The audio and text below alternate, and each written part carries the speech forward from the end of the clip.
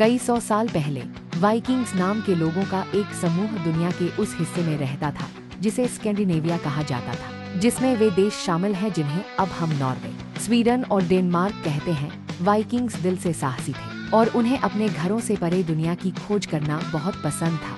Vikings अपने लंबे लकड़ी के जहाजों के लिए प्रसिद्ध थे, जिन्हें लॉन्ग शिप कहा जाता था। ये जहाज लंबे और संकरे होते थे, जिनके आगे ड्रैगन या सर्प का सिर बना होता था, और ये पानी में आसानी से तैरते थे। ये इतने तेज और मजबूत थे कि ये समुद्र की लहरों पर और नदियों में भी आसानी से तैर सकते थे। वाइकिंग्स अपने हमलों के लिए दूर दूर तक जाने जाते थे। एक हमला तब होता था जब योद्धाओं का एक समूह किसी जगह पर अचानक पहुंचता था, अपनी जरूरत की चीजें लेता था और जल्दी से निकल जाता था।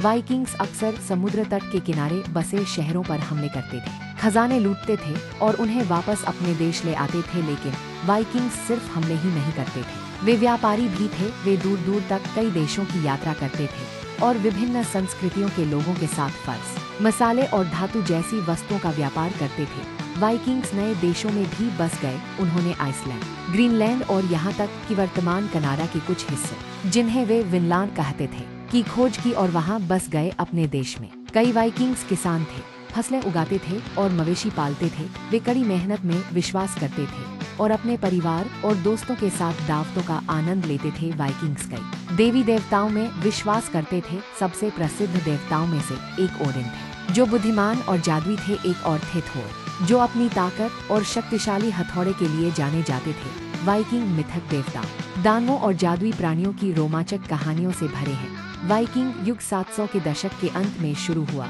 और लगभग 1100 तक चला। समय के साथ वाइकिंग्स ने बसना शुरू कर दिया, नए धर्म अपनाए और जिन देशों की उन्होंने यात्रा की थी, वहाँ के स्थानीय लोगों के साथ घुल मिल गए। यद्यपि वाइकिंग युग समाप्त हो गया, फिर भी उनके साहसिक कारनामों की कहानियाँ आज भी जीवित हैं, जो इतिहास की किताबों को साहस, अन्वेषण और महान नायकों की कहानियों से भर देती हैं। तो अगली बार जब आप शक्तिशाली नाविकों और बहादुर योद्धाओं के बारे में सोचें, तो वाइकिंग्स को याद करें, जो समुद्र के महान साहसी थे।